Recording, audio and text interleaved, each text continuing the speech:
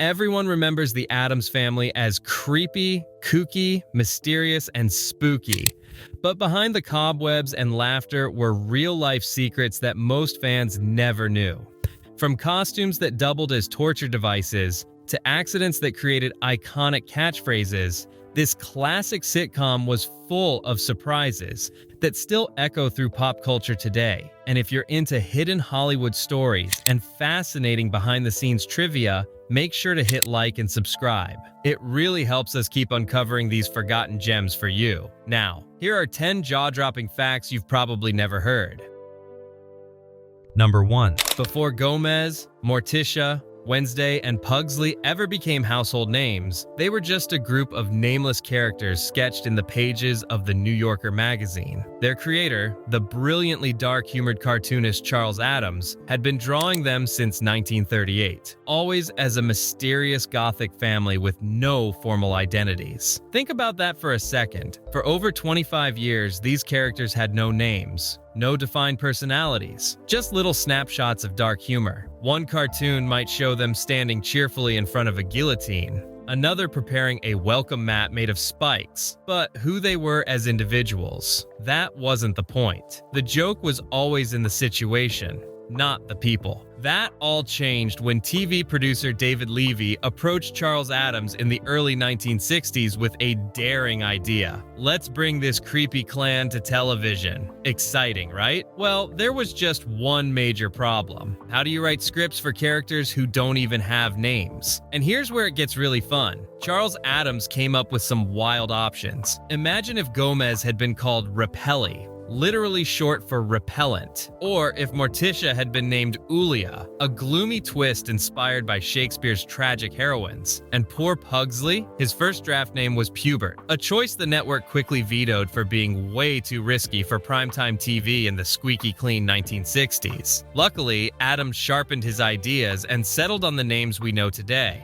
Morticia, inspired by the word mortician. Wednesday, drawn from the old nursery rhyme that warns, Wednesday's child is full of woe. Gomez, chosen simply because Charles liked the suave, romantic sound of it. And let's not forget Lurch, a cheeky inside joke because the towering butler would always lurch into rooms. This simple act of naming did more than just label the characters. It gave them depth. Suddenly, Gomez wasn't just a spooky man in a pinstripe suit. He became a passionate, sword-fighting romantic. Morticia wasn't just a tall woman in black. She became the ultimate gothic icon. And Wednesday, she became the queen of deadpan humor, a character archetype so strong that it would echo through generations of actresses, from Christina Ricci to Jenna Ortega. Without that one creative brainstorming session, we might have ended up with Repelli, Ulia, and Pubert, a lineup that, let's be honest, doesn't exactly scream cultural legacy. Sometimes genius hides in the simplest details, and in this case, the decision to name the family gave them immortality. Number 2.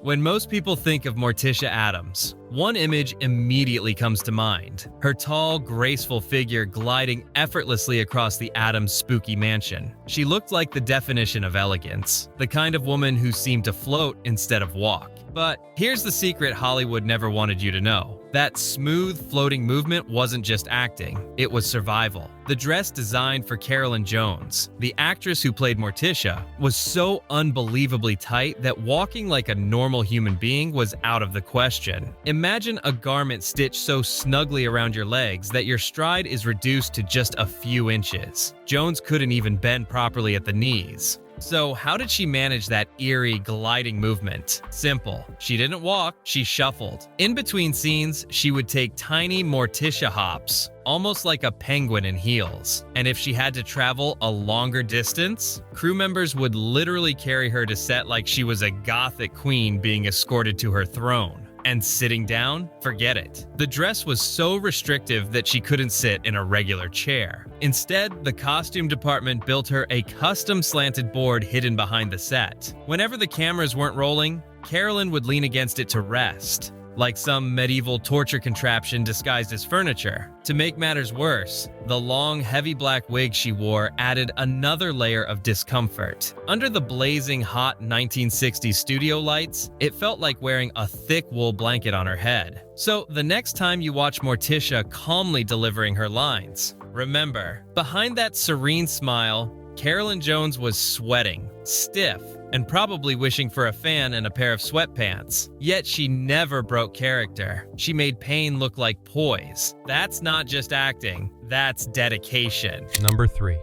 Picture this. You're in your living room in the 1960s, the TV flickers, and suddenly this towering butler appears. His eyes are half shut, his shoulders slump, and he looks like he might crush a person just by standing too close. And then you hear it. That deep, rumbling voice. You rang? It's iconic. It's hilarious. It's pure Addams Family. But here's the twist. Lurch wasn't supposed to talk at all. When the show was being written, Lurch was designed as a silent character. The producers imagined him as a Frankenstein's monster type, tall, scary, and mute. He was supposed to just hover in the background like a looming shadow. But during a rehearsal, something magical happened. Ted Cassidy, the actor behind Lurch, was messing around with his deep baritone voice and casually muttered the phrase, "You rang?" The crew cracked up. It was so unexpectedly funny that the writers rewrote the entire character on the spot. From that day on, Lurch was given lines. Not many, but just enough to turn him from a flat background character into one of the show's most beloved personalities. That simple accident created one of the most quoted catchphrases in TV history. And Cassidy's talents didn't stop there. He also provided the movements and even the voice for Thing, the disembodied hand that scuttled around the mansion. Sometimes when Lurch was giving orders to Thing on screen, Cassidy was actually giving orders to himself. Talk about range. And here's the kicker.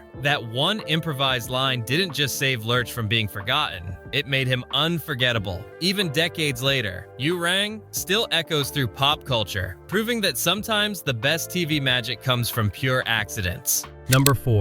Speaking of Thing, let's talk about one of the strangest and most challenging effects on the show. At first glance, a disembodied hand seems like it should be easy to film. After all, it's just a hand, right? Wrong.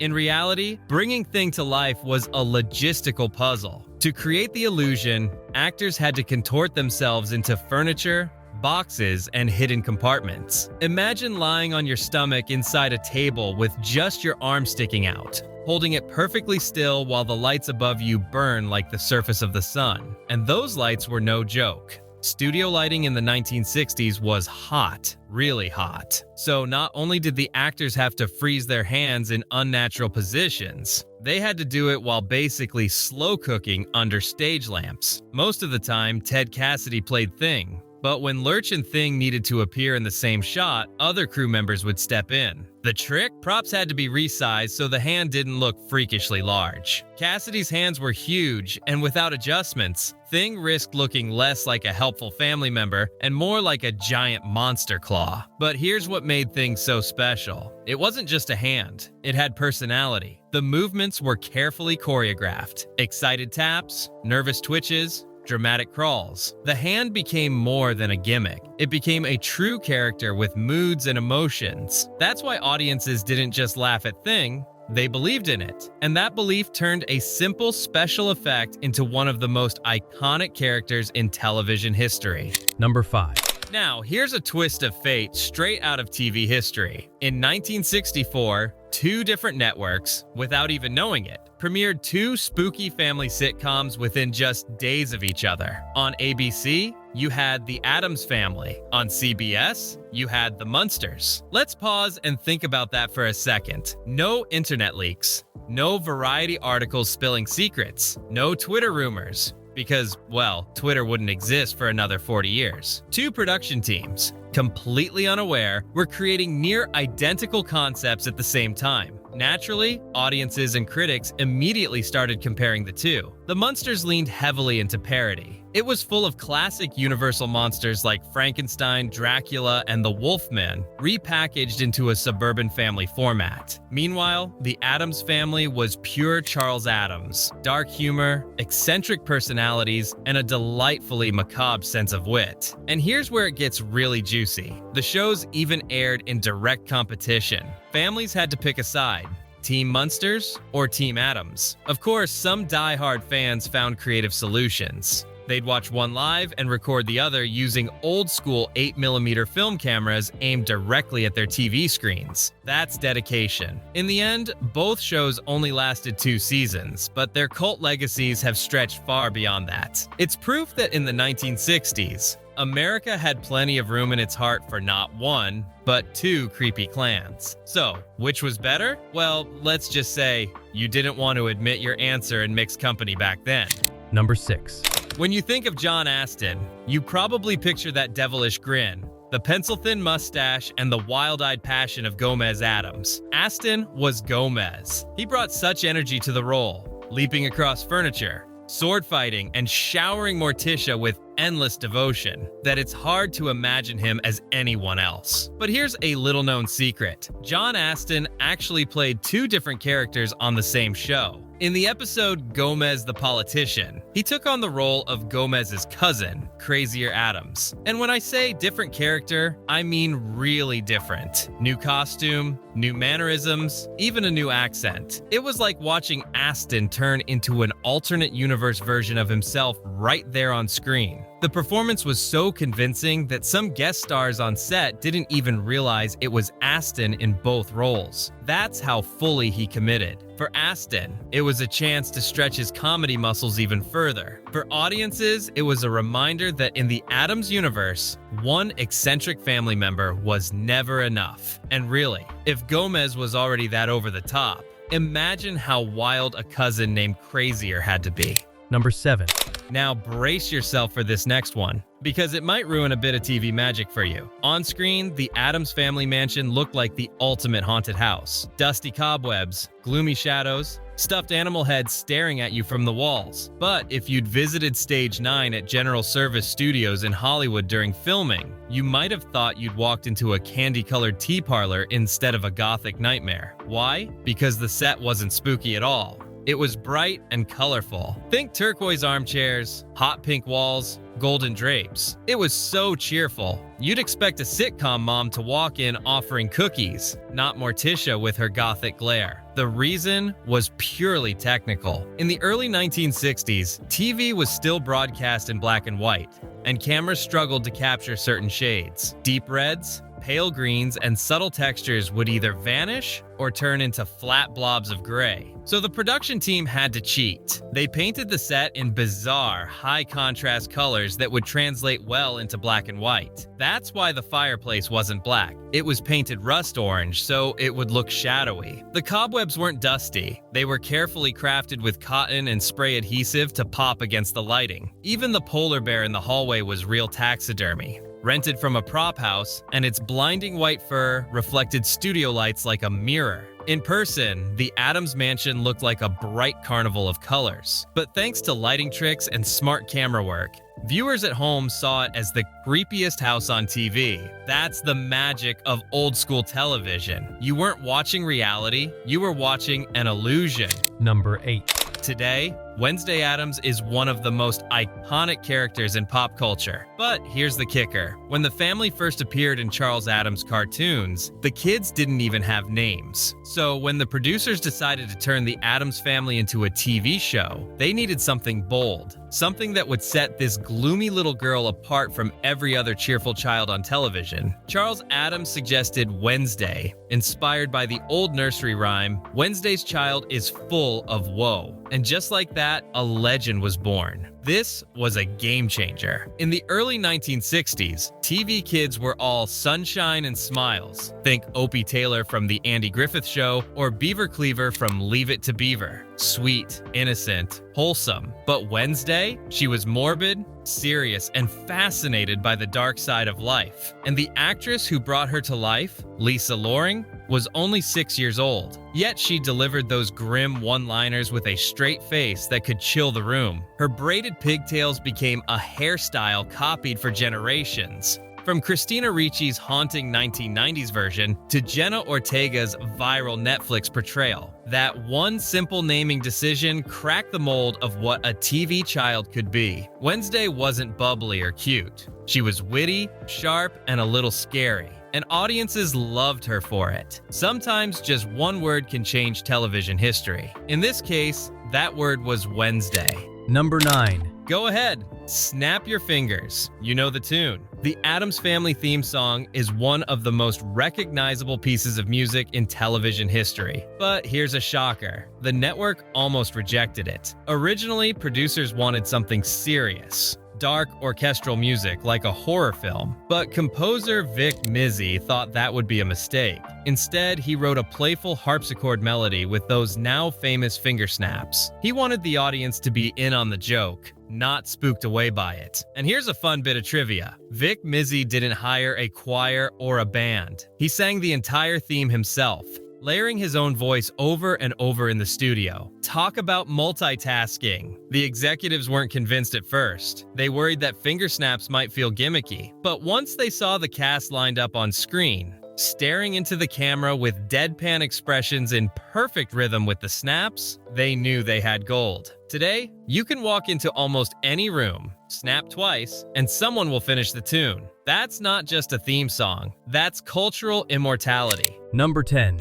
Here's something that still shocks people today. The Addams Family only ran for 2 seasons, just 64 episodes in total. That's it. By TV standards, that's a blink of an eye. Compare that to long-running sitcoms of the same era, like Bewitched, 8 seasons, or Gilligan's Island, 3 seasons plus endless TV movies. On paper, the Addamses looked like a short-lived experiment. But here's where the story flips. The Addams Family didn't just survive after cancellation, it thrived. When the show wrapped in 1966, reruns started airing across local stations, and suddenly the family found new life. Kids who were too young to catch the original run discovered it in syndication. The result? A growing cult following that refused to let the Addamses fade away. Then came the 1970s revival, when an animated Addams Family series hit Saturday morning cartoons. Believe it or not, Jackie Coogan, Uncle Fester, and Ted Cassidy, Lurch, even reprised their roles as voice actors. The Spooky Clan had gone from primetime adults to Saturday morning kids TV,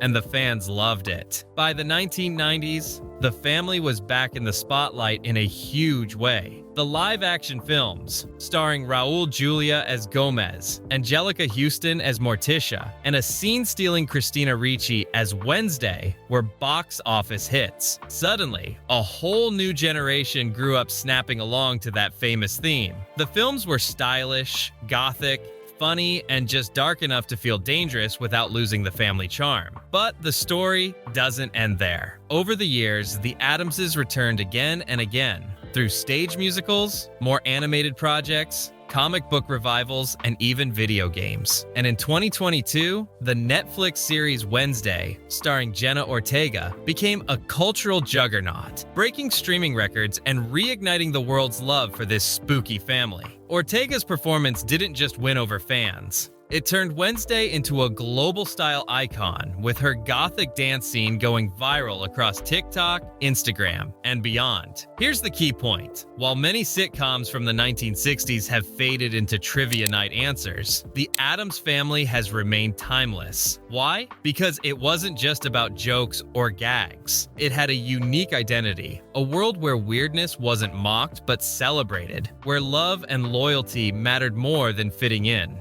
That core message has allowed it to shapeshift through every decade, appealing to each new generation in a fresh way. So yes, the original series only lasted 64 episodes, but the legacy? That's lasted nearly 60 years and counting. And if history is any guide, the Addams Family will still be creeping, kooky, mysterious, and spooky for decades to come. Bonus. Here's a little something that often gets overlooked. Yes, the Addams Family was strange. Yes, they were dark. But beneath all the cobwebs and kooky antics, they had something most TV families of the time didn't: genuine love. Think about it. Gomez and Morticia weren't bickering like most sitcom couples. They were crazy about each other. They showed affection constantly. They supported their kids, no matter how unusual their hobbies were. And they welcomed outsiders into their home with open arms, even if it scared the neighbors. That's part of why the Addams Family still resonates today. Behind the gags and the gothic style, they represented acceptance, loyalty, and unconditional love. They were different, and they were proud of it. And maybe that's the real reason this quirky little sitcom from 1964 still matters. Because beneath the shadows, it reminded us all what family is supposed to feel like. And that's the hidden story of The Addams Family, a short-lived sitcom that became a timeless legend. If you enjoyed uncovering these secrets and want more behind-the-scenes stories from classic TV and movies, don't forget to like this video, subscribe to the channel, and ring the bell so you never miss what's next. Until then, stay spooky and stay curious.